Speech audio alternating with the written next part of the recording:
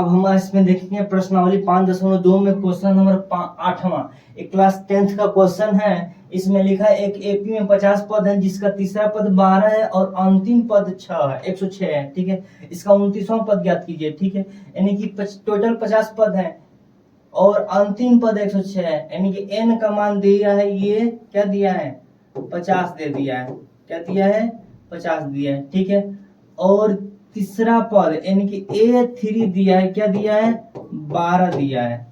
ठीक है, और अंतिम पद यानी कि अंतिम को L से भी दिखाया जा सकता है या AN से भी दिखाया जा सकता है, 106 है। ठीक है, इसका 29वां पद पूछना चाहते हैं, A29 पूछना आपसे चाहता है।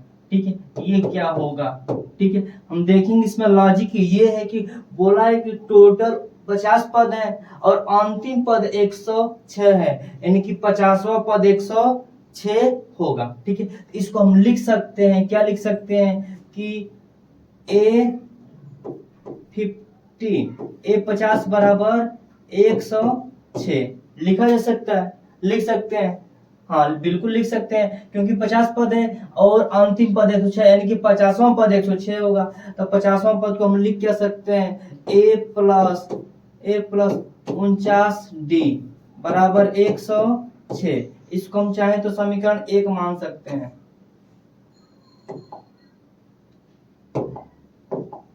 इसको समीकरण 1 मान लेते हैं। ठीक है, समीकरण 1। ठीक है, आगे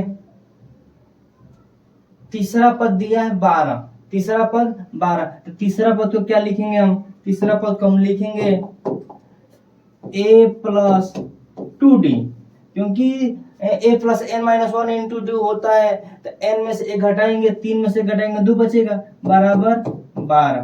ठीक है, इसको क्या मानेंगे हम, समीकरण नंबर 2 मान लेते हैं। समीकरण 1 और समीकरण 2 को तुलना करेंगे तो A या D का मान निकाल लेंगे। तो करते हैं, हम करेंगे समीकरण 1 में से समीकरण 2 घटाने पर, लिखते हैं यहाँ पे समीकरण 1 में से समीकरण 2 को घटाने पर, 2 को घटाने पर, घटाते हैं। जब घटाएंगे आप तो ये हो जाएगा A प्लस 49D बराबर 106। आगे हो जाएगा A प्लस 2D बराबर 12। ठीक है, जब हम घटाएंगे तो सभी का सिंबल चेंज हो जाएगा, सभी का सिंबल चेंज हो जाएगा। ठीक है, तो करते हैं, माइनस हो जाएगा, माइनस हो जाएगा, माइनस हो जाएगा। ठीक है, अभी माइनस प्लस ये कट गया, 49 में से 2 घटाएंगे तो क्या बच जाएगा हमारा, बच जाएगा 47D। यहाँ 20 में से घटाएंगे तो 6 में से 2 जा 4 और यहाँ पे बचा 9, सॉरी 10 में से 1 जा 9। ठीक है, यानी कि हम इसमें सब किसका मान निकालेंगे, D का मान निकालेंगे तो हो जाएगा 94 बटा में 47। ठीक है, कट करेंगे तो D का मान क्या आ जाएगा 2। ठीक है, जब D का मान 2 आ गया है तो A का मान निकालना पड़ेगा, तो D का मान 2 किसी भी समीकरण में रख लेंगे तो A का मान आ जाएगा। आइए आगे लगाते हैं, D का मान दिया है, क्या दिया है 2 दिया है। ठीक है, A का मान निकालने के लिए समीकरण 1 लिखना पड़ेगा, समीकरण 1 लिख लेते हैं। अच्छा, समीकरण 2 में रखते हैं, A प्लस 2D बराबर 12, समीकरण 2 है। A प्लस, समीकरण 2 लिख के दिखाते हैं पहले, A प्लस 2D बराबर 12, यही समीकरण 2 था। ठीक है, इसमें हम D का मान रखेंगे तो A का मान आ जाएगा, तो रखते हैं, तो लिखेंगे इसमें हम कि A plus 2 into 2 equal to है।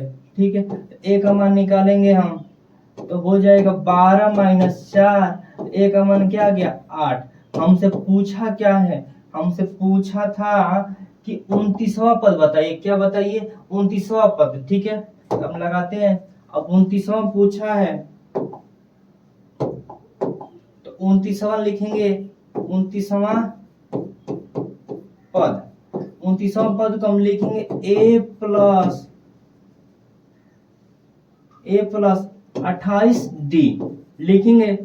ठीक है, तो लिखेंगे a का मान लिख देंगे। a का मान क्या आया है? 8 आया है। 28 गुणे d का मान क्या आया है? 2 आया है। तो हो जाएगा 8 प्लस 28 गुना के 56, 56 और 8 क्या हो जाएगा? 64 हो जाएगा। ठीक है, यानी कि इसका क्या हो जाएगा आंसर? 29वां पद क्या हो जाएगा? 64, यानी कि A29 जो था आ गया है क्या? 64। यही हमारा आंसर है। Thank you.